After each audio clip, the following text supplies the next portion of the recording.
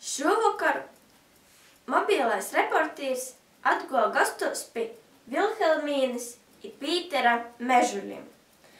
Baronam Gustavam Mantēfelam 18. novembrī palika 180 gadu.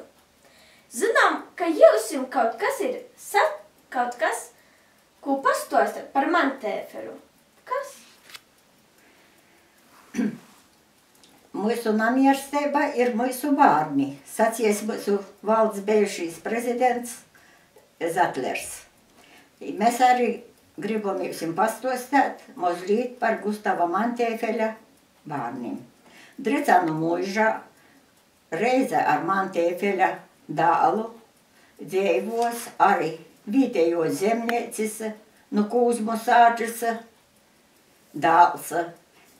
Jei barosa ar kryuti barona bārnu i savu bārnu.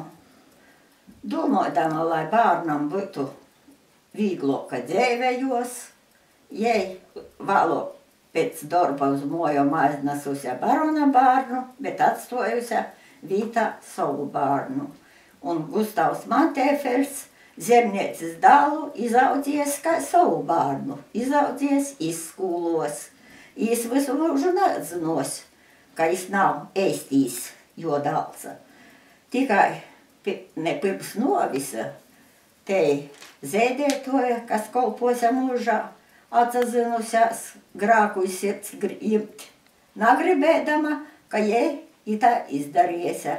Bet barons jau bijis izmocījies tu savu dālu naēstu, a ēstājs dāls dzīvos sāģā, tepat dricādu apkortē, Kūzmūs.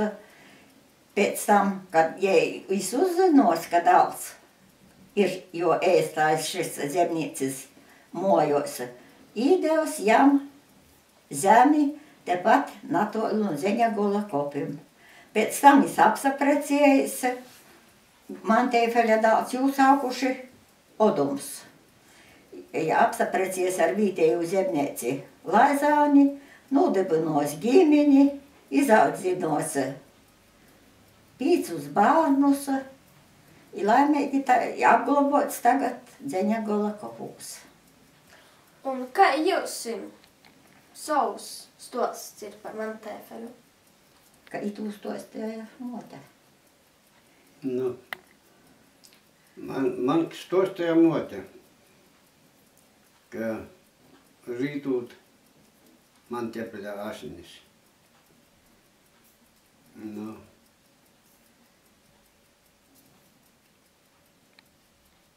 Ko es varētu pastāstīt, es nezinu, ko vairs pastāstīt mēlāk. Nu, ja mīdz īdevēt mūs zemi, ka jau sacīja pēc 10 vai Pūravītis. Tā es dzīvo. Mēs arī tāpat dzīvojam. Tā mēs, kā rodņa, manis dziesmas pīza no klases. Neko vairāk pasaka. Pa motis lidēja. Nu, pa motis lidēja.